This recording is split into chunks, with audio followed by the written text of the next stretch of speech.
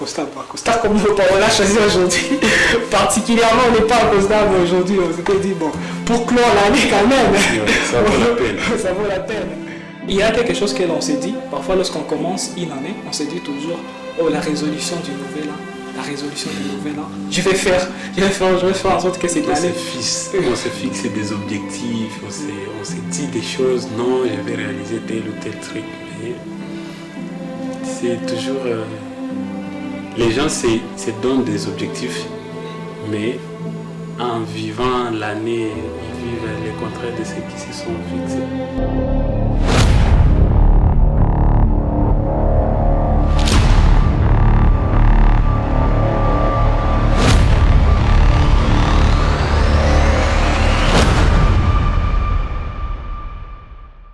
L'histoire qu'on va vous raconter aujourd'hui, c'est une histoire particulière parce que ça parle de deux jeunes frères qui avaient conçu quelque chose qui avait défié la gravité. C'était l'avion. Cette histoire-là s'est déroulée le 17 décembre 1903. Alors pourquoi vous raconter cette histoire? Parce que cette histoire, ça démontre vraiment ce qu'on va parler dans cette émission. Pourquoi? Parce que ces jours-là, ces deux frères avaient lancé l'avion, mais personne ne s'était rendu compte que c'était ces jours-là qu'ils avaient lancé cet avion. Et beaucoup de gens étaient en train de faire d'autres choses, qu'on était en train de mettre en valeur, on était en train de parler dans des journaux, beaucoup de choses, beaucoup d'autres innovations. Mais on n'avait pas si que ces jours-là, c'était un jour incroyable dans l'histoire. Et bon, vous vous demandez parce que l'avion, franchement, l'effet qu'il vole, ça devrait être un jour mémorable dans l'histoire. Mais personne ces jours-là ne s'était rendu compte. Et vous pouvez vous dire que donc, le lendemain ou après-demain ou des semaines après, mais non, ils avaient duré des ans sans que personne ne sache que ces jours-là, ils avaient fait ça. Et un jour, on avait questionné à une personne qui est en train de faire des montgolfières concernant si on pouvait créer un avion, parce qu'à cette époque-là, on les appelait les machines volantes. S'il y a des personnes qui pouvaient créer la machine volante, mais il avait dit que dans cette époque-là, on ne pouvait pas les faire. Peut-être dans l'avenir, dans les époques qui viendront après, c'est là où on va créer l'avion. Et pourtant, ces deux jeunes frères avaient déjà conçu l'avion. C'est après 5 ans qu'on s'était rendu compte que franchement, ils avaient conçu cet avion. Et après beaucoup d'échecs, après beaucoup de choses, c'est après 5 ans que les gens s'étaient rendus compte que réellement, ils avaient conçu cet avion. Cette histoire-là, franchement, ça parle un peu de nous deux. C'est pour cela qu'aujourd'hui, on a essayé un peu de parler de notre parcours de 2024. Ça parle de moi et de Andy. Bon, vous pouvez vous dire que là, on se prend pour les frères White. Non, on ne se prend pas pour les frères White. Mais peut-être que ça démontre un peu la réalité de notre société, la réalité de ce qu'on vit. Et c'est pour cela qu'on s'était dit peut-être ça serait génial, comme on est à la fin de l'année, que l'on parle un peu de ces parcours pour que vous voyez un peu que même en état dans notre société, on peut commencer à réaliser certaines choses, mais bon, les gens ne vont pas se rendre compte qu'ils sont en train de les faire, ils sont en train de les réaliser. Mais progressivement, après des années, après des époques, les gens se rendront toujours compte. Alors, bienvenue dans l'émission Vive Innovation. C'est toujours avec un grand plaisir. Prenez quelque chose à boire ou à manger. Et alors là, on va parler vraiment de ces parcours-là. Parcours qui est un peu... Bon, là, vous allez vous dire qu'on ne sait pas pour qui, mais c'est un parcours qui peut être un peu similaire au frère White. Bon, mais on va vous le partager. Andy? Oui, c'est une histoire vraiment incroyable. L'histoire là des frères White, parce que quand on compare les sociétés, c'est sûr qu'on n'a pas bien sûr les mêmes défis qu'eux, les mêmes problématiques qu'eux, mais c'est un peu la chose incroyable qu'on est en train de réaliser aussi petit à petit.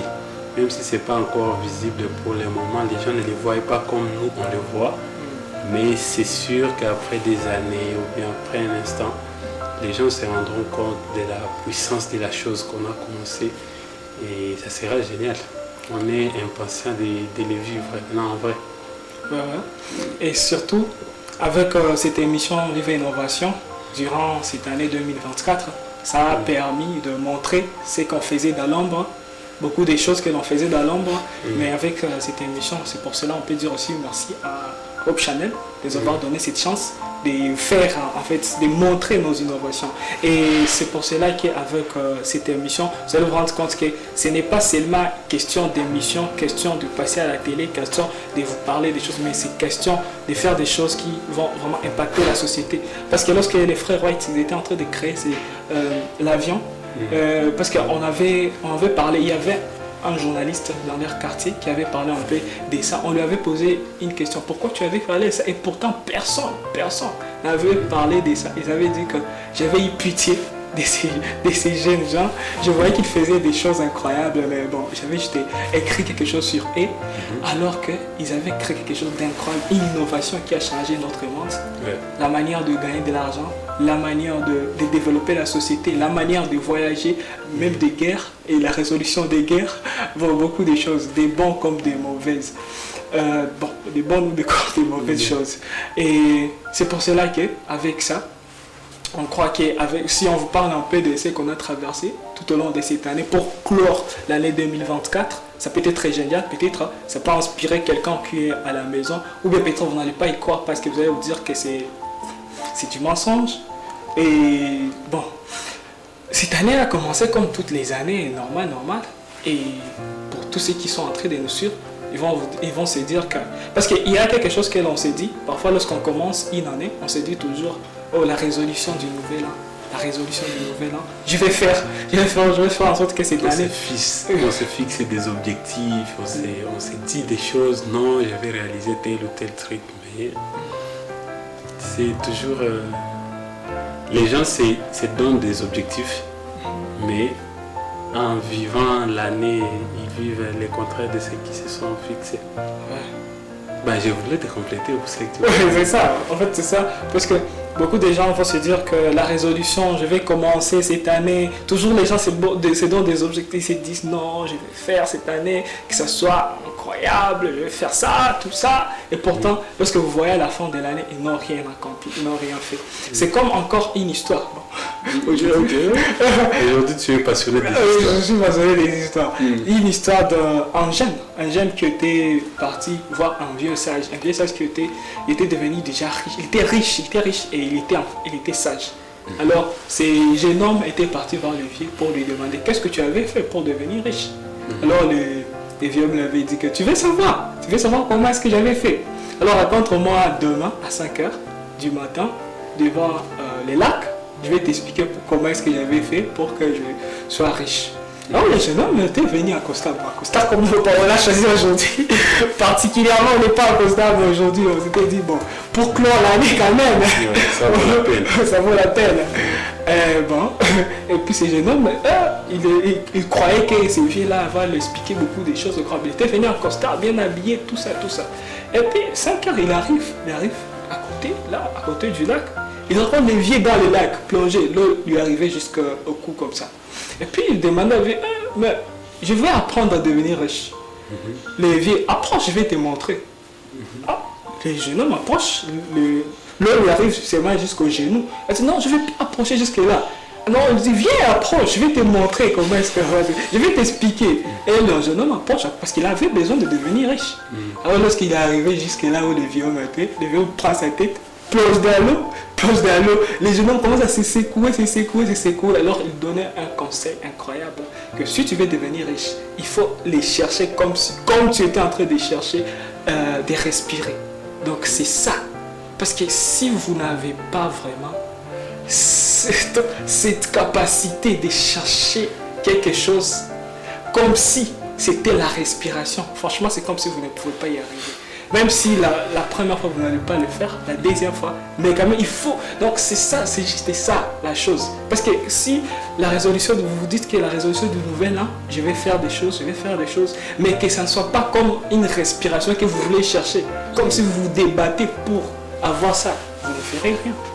C'était la seule histoire en fait. Ouais. Comme nous, cette année a débuté comme toute autre année, avec des objectifs, avec des choses avec lesquelles on devait se battre pour y arriver. Ouais. Pour certains qui nous regardent, certains peuvent se retrouver parce que on a fait des porte à porte. Hein. Certains peuvent nous reconnaître quand on passait pour faire des études de nos projets, récolter des données au niveau des gens. On a fait ça durant cette année avec nos différents projets. Ça vaut le coup de les dire. Ouais, ça vaut le coup. Pourquoi? Parce que c'était quelque chose qu'on a fait qui était incroyable parce qu'on cherchait à tout prix. C'était comme la respiration là. C'était des objectifs qu'on s'était fixés. On s'était dit qu'il faut à tout prix que l'on résout ces problèmes. Il faut à tout prix qu'on fasse en sorte que nos objectifs soient réalisés. Et pour cela, on s'était dit qu'il faut passer de porte en porte. Il fallait le faire, puis on l'avait fait. Ouais.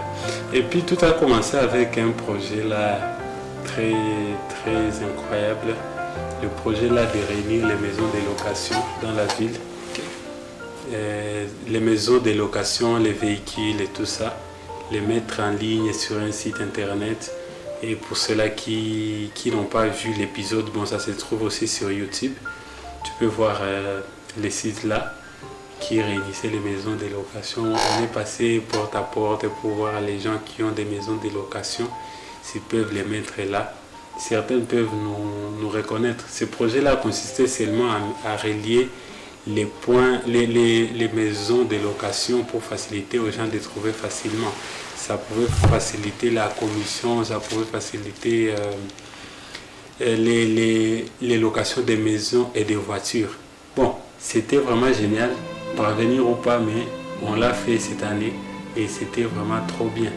Ouais. Et ça s'est poursuivi encore avec un autre projet là, Kitoko, un site pour les informations, la diffusion des informations. Non, c'était pas comme ça. D'abord, au début. Kitoko, c'était donc pour en arriver là.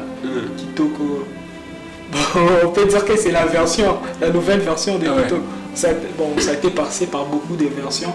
Et ça, je me rappelle que la plupart des gens de notre entourage, de nos amis, se disent parfois, lorsqu'on a un projet, lorsqu'ils nous voient faire des projets, ils voient qu'on essaie un peu d'itérer. Ils se demandaient, mais bon, c'est quoi en fait? Ils sont donc, peut-être les gens peuvent se dire que c'est comme si ces gens-là ne savent pas dans quoi ils sont. Et pourtant, les gens savent. Parce qu'il suffit de s'adapter au marché. C'est ce qu'on était en train de faire. On avait lancé Kitoko. La première version ne s'était pas adaptée au marché. La deuxième version ne s'était pas adaptée au marché. La troisième version ne s'était pas adaptée au marché. La quatrième version, c'est là où on est. Mais bon, on est à la quatrième version. Bon, on croit aussi qu'on va l'améliorer. Et puis certaines personnes peuvent se dire, bon, c'est comme s'ils ne savent pas.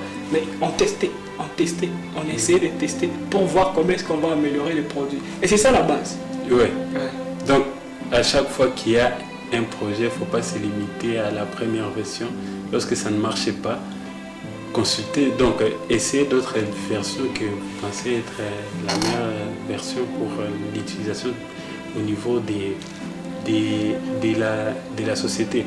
Parce qu'avec ces projets-là, bon, actuellement on est dans la diffusion des informations, le partage des informations, des événements et tout ça.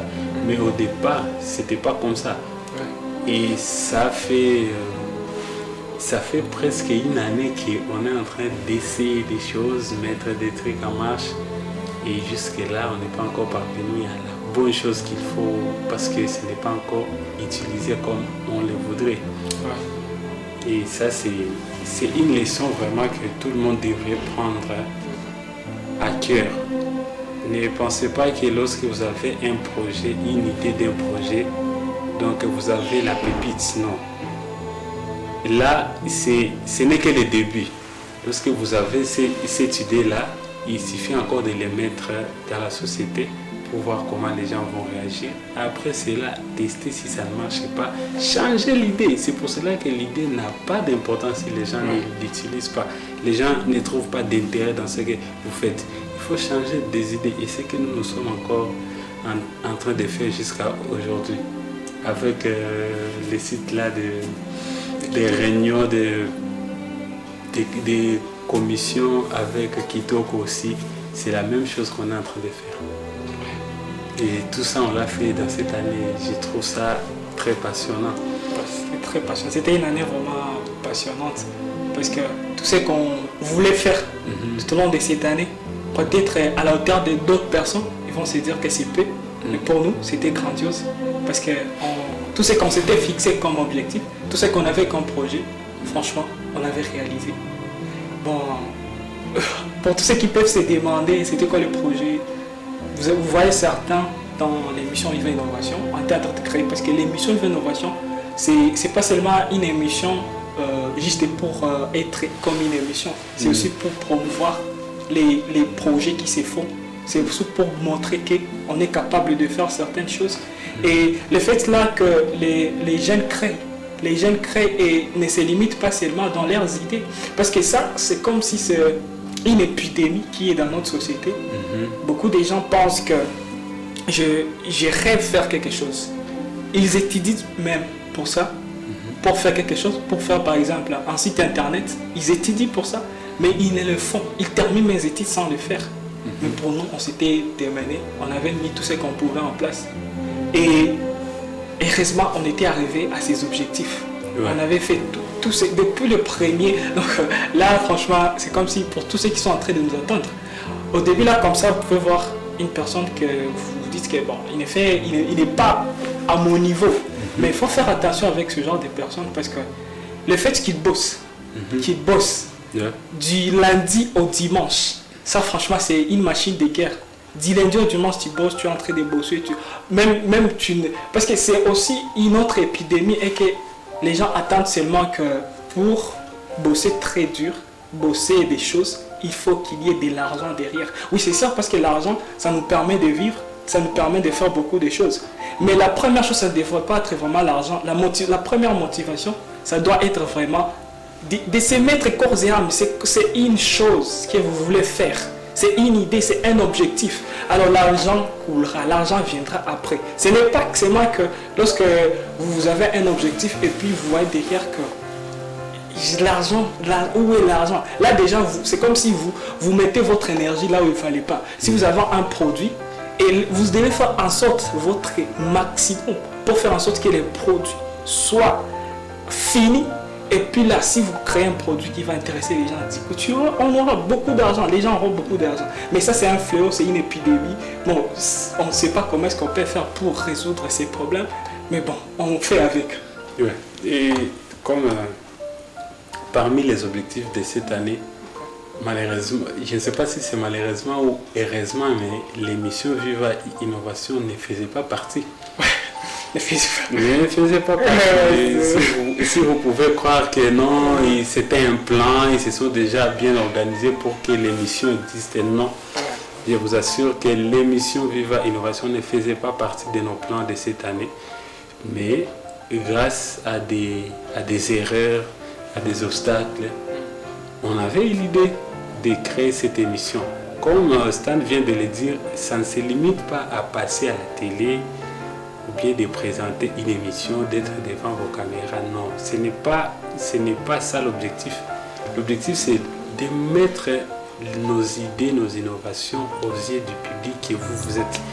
Parce que dans l'émission, on a déjà reçu des invités, on a déjà reçu d'autres jeunes comme nous, mais qui n'ont pas eu cette grâce-là de se trouver devant des caméras comme nous et passer dans l'émission, donner leurs innovations.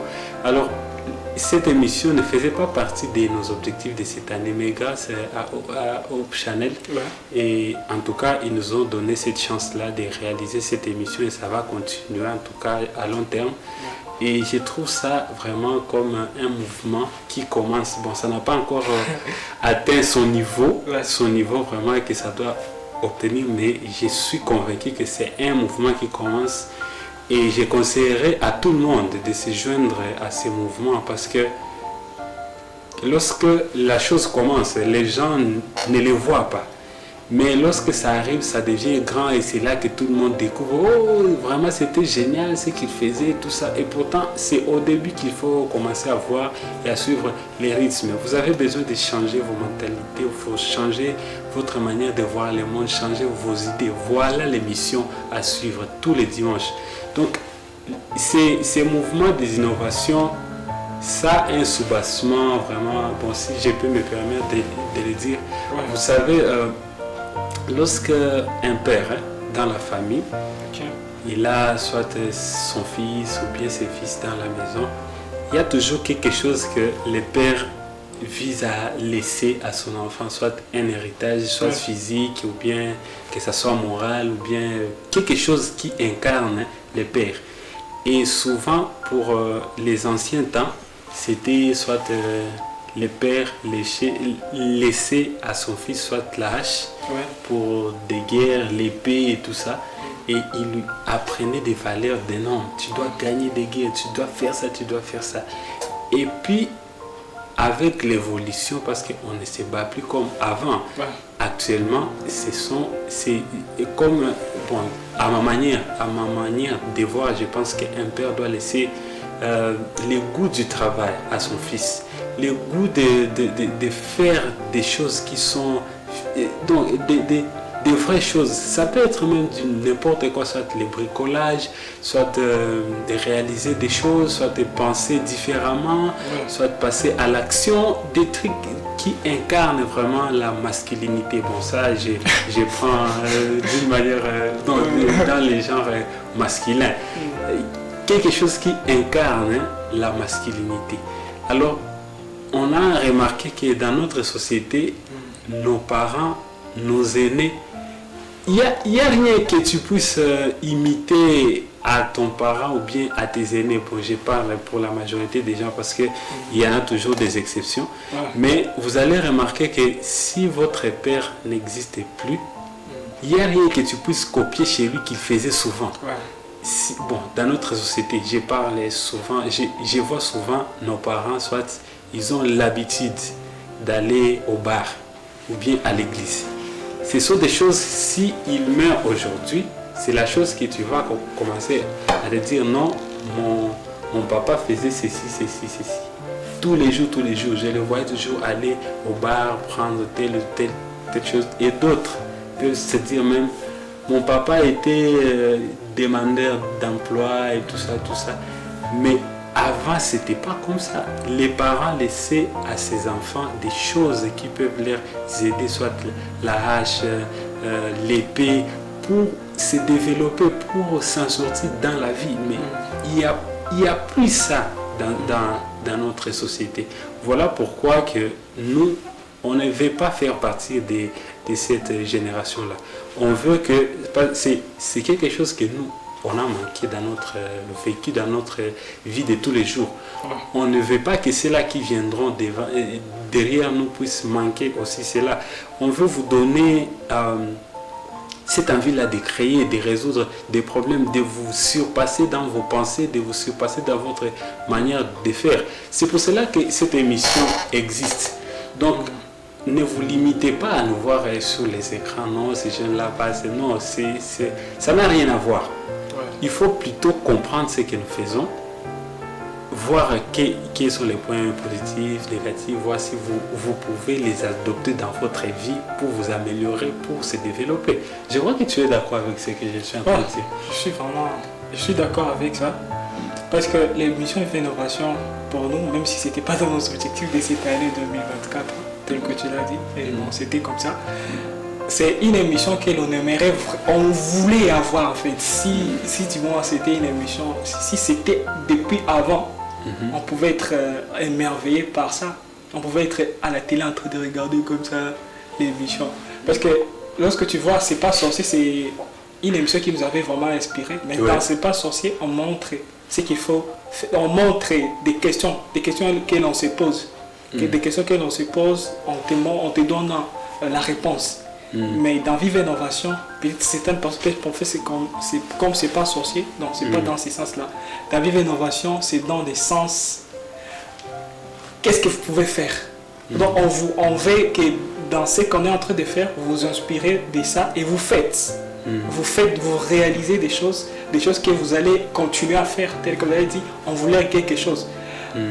On n'est pas en train de se prendre pour des gens exceptionnels comme ça, non? C'est juste que par notre petite façon ou petite manière de faire, on vous montre que vous pouvez aussi faire des choses. En nous voyant comme ça, faisant, parce qu'on ne parle pas seulement, on n'est pas juste là pour parler. On fait, on vous montre un peu nos réalisations, Donc, ça dépend des personnes. Pour certaines personnes, peuvent se dire que ce sont de petites choses. Pour nous, bon, c'est pour notre échelle et on vise à s'améliorer progressivement. On va s'améliorer, on va créer d'autres choses. Mais quelqu'un qui voit ça, qui n'a jamais réalisé ça, il va se dire que moi aussi, je peux le faire. Moi aussi, je suis capable de le faire. Et si il y a un invité qui vient dans l'émission Innovation, qui montre aussi ce qu'il peut créer, ça montre à ces jeunes, ça montre aux gens qui... grâce à l'émission Innovation, moi aussi je peux commencer à faire des choses, moi aussi je peux commencer à créer.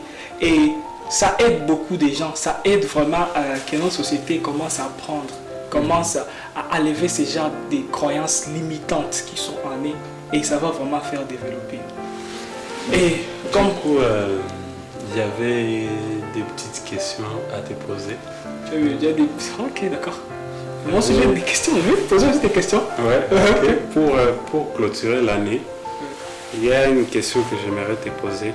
D'accord. Durant ces parcours, depuis janvier jusqu'à aujourd'hui, on est en décembre, quelle est la meilleure leçon que tu as reçue, que tu as reçue durant le parcours? Donc avec tout ce que tu as vu, avec tout ce que tu as fait, les gens qu'on a croisés, tout ça, quelle est la leçon que tu as retenue et qui a eu beaucoup d'impact dans ta manière de penser et la leçon que tu crois que ça pourra avoir de l'impact dans ta vie durant un long moment?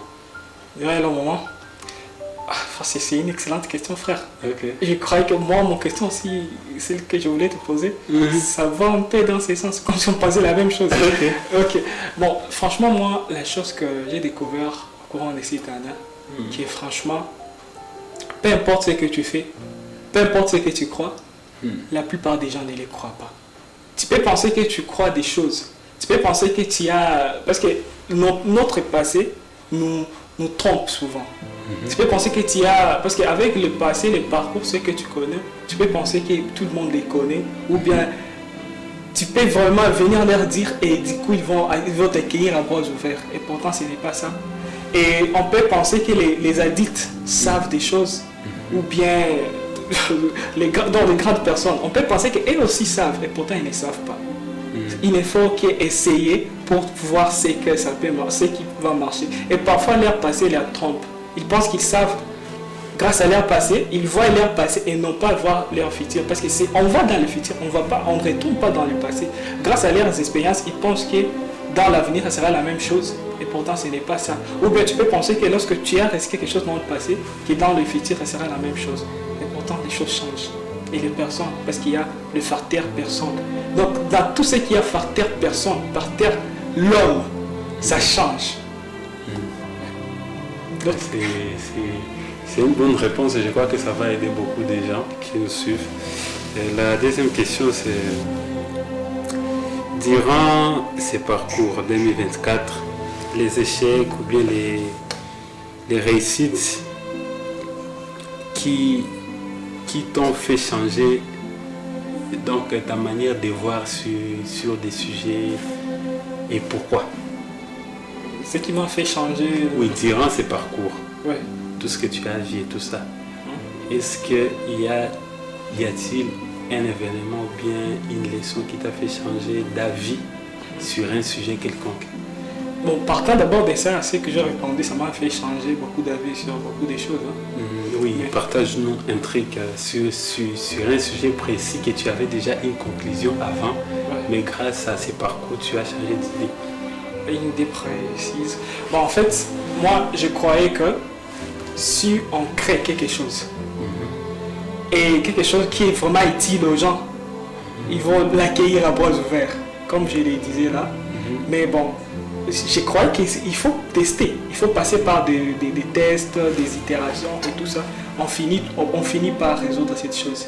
Mais ça demande beaucoup, ça demande que les gens soient là. Parce que lorsque les gens, facteurs, personnes sont là, ça change tout.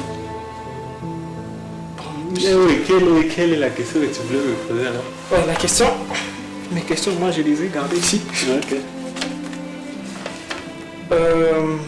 Qu'est-ce que tu as? C'est comme c'est la même. Moi je te pose dans le sens Vive Innovation. Qu'est-ce que tu as appris tout au long de cette année, particulièrement avec l'émission Vive Innovation? Oui, particulièrement avec l'émission Viva Innovation, en tout cas, j'ai appris que